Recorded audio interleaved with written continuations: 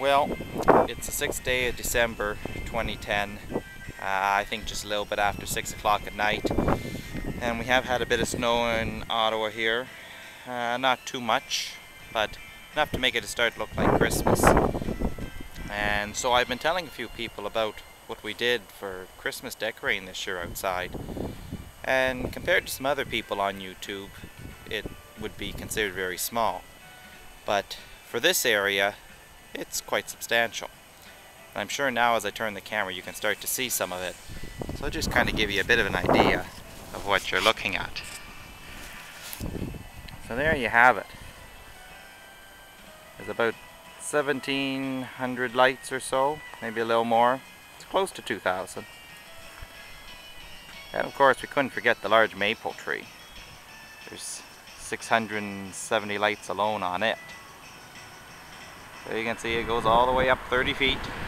Red, blue and green.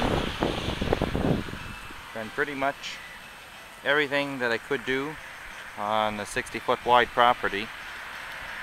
Possibly a little more room for expansion, but not a whole lot. I'm not sure how well you can actually hear the music because it is still quite busy out. This road never really does get quiet. But this just kind of gives you an all-around view of what it looks like and what you see dancing. You can see I got everything from the little reindeer here, which I'll zoom into, back to all my infamous blow molds, stencils, wreaths, even the colored light bulbs in the porch light, lamp posts, and corner lights. I'll just come down to this side and you get another shot at the tree. See what it looks like. Now unfortunately you can't see it right at the end of the streets like what we were hoping for.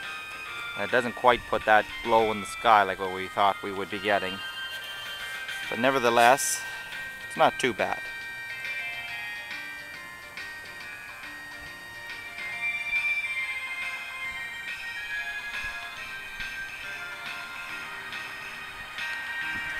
Now, as you can see, probably from some of the snapshots, the rest of the street is not exactly that colorful. Most people, as they come up in front here, they slow down just to catch a quick glimpse, seeing that I tend to make up for a large portion of the rest of the neighborhood.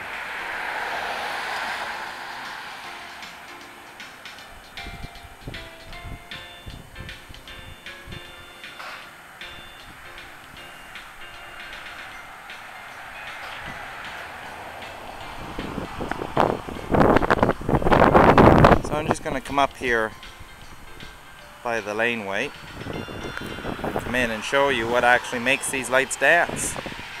It's actually quite significant, even though it's rather small.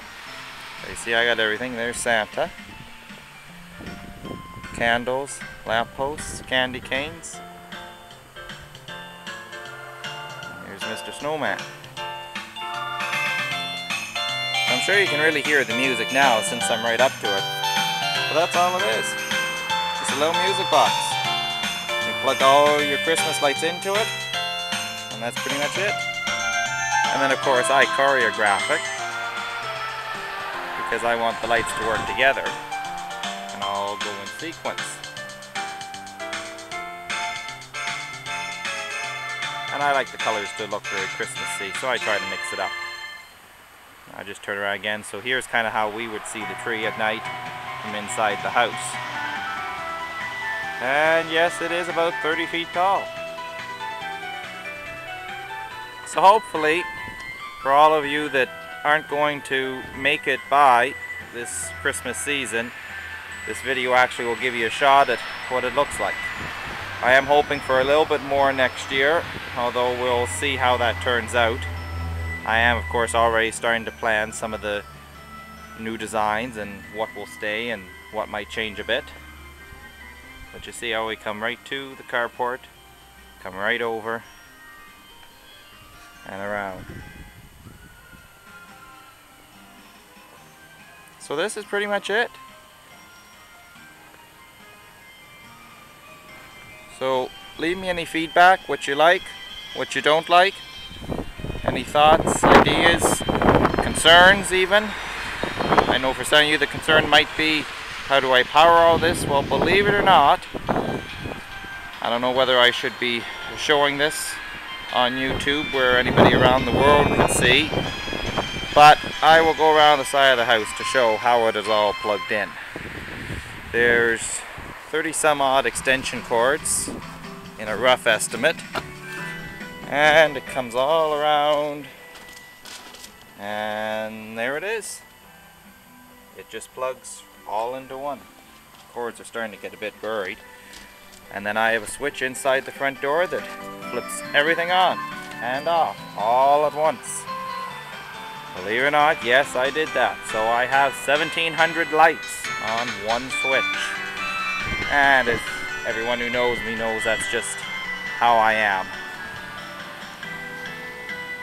So enjoy it. Merry Christmas and Happy New Year.